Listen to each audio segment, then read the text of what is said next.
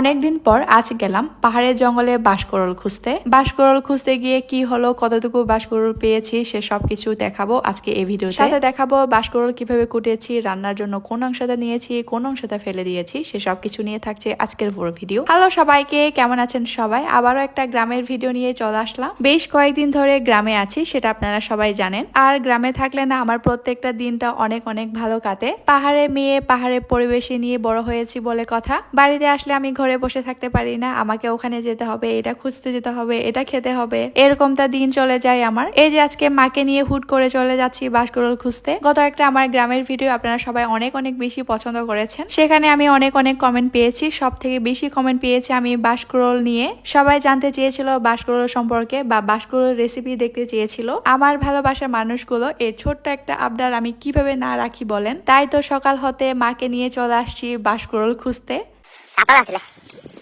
Nó có thể làm cho lại chỉ là có khả năng của bác sĩ. Cái việc mình được hả?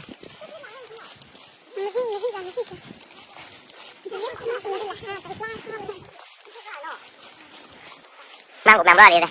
আমরা হাতে হাতে কিন্তু অনেক দূর চলে আসছি। এখন একটা পেয়ারা গাছ দেখতে পেলাম, এখান থেকে পেয়ারা পেরে খাবো, দেন হচ্ছে বাঁশকুড়োল খুঁজতে যাব, এরকমটা আর কি। লাস্ট কখন নিজের হাতে পেয়ারা পেরে খেয়েছিলাম ঠিক মনেও নেই। তো এই গাছে গাছ পাকা পেয়ারা দেখে লোভ সামলাতে না পেরে ছিঁড়তে বসে পড়েছি। পেয়ারাগুলো সত্যি অনেক অনেক মিষ্টি ছিল, আর এই গাছের নিচে এত এত বাতাস ছিল, মনে হচ্ছিল এখানেই বসে থাকি।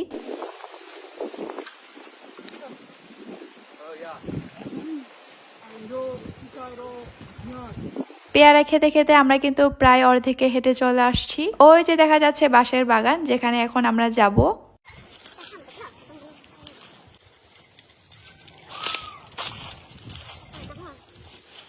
Đang hấp bay lên, xong. Rồi, chúng ta tới.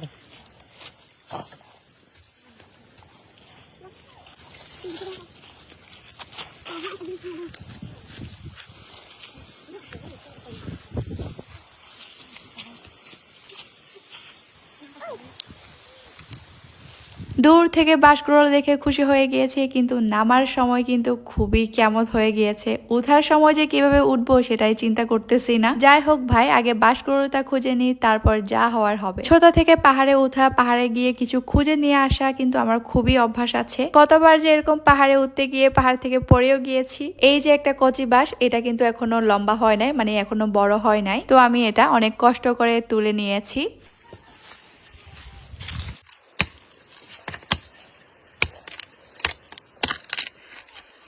Kalau bangga aku lagi. এরকম পরপর আমি কয়েকটা বাঁশকুড়োল খুঁজে খুঁজে তুলেও নিয়েছি। শেষে এই বাঁশকুড়োলটা তুলতে গিয়ে পুরো বাঁশকুড়োলটা নষ্ট করে ফেলেছি।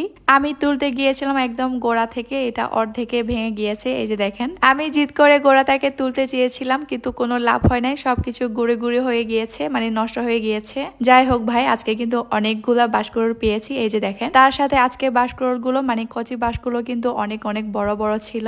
মায়ের বাঁশকুড়োল কোথা দেখে কি সহজ না লাগতেছিল, আর নিজের কুদতে গেলে হচ্ছে কি বেহাল অবস্থা। যাক, মায়ের মতো তো আর হতে পারবো না, কিন্তু যা পেরেছি, মানে যে মায়ের কাছ থেকে যা শিখতে পেরেছি, সেটা আমার জীবনে অনেক বড় কিছু। পাহাড় থেকে বাঁশকুড়োল তো খুঁজে নিয়ে আসলাম, এখন হচ্ছে কি বাঁশকুড়োল গুলো কুদতে হবে। তো আমি একটা ঝিরিতে চলে আসলাম। বলতে হয় আজকে মনের মতো বাঁশকুড়োল পেয়েছি, মানে কচি বাঁশ পেয়েছি একদম বড় বড় থেকে। সচরাচর এরকম বড় বড় কচি বাঁশ পাওয়াই যায় না। সবগুলো বাঁশকুড়োল আমি পরপর করে এভাবে খোসা ছাড়িয়ে নিয়েছি, এরপর হচ্ছে কি ছেঁকে পরিষ্কার করে নিলাম।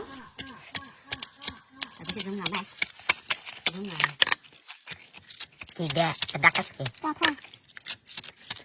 Saya kakak. Mereka ya, hal.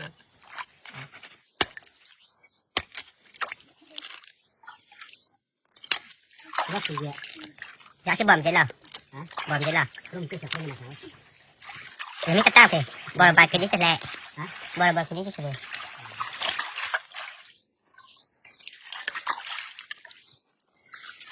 Ready? Ready.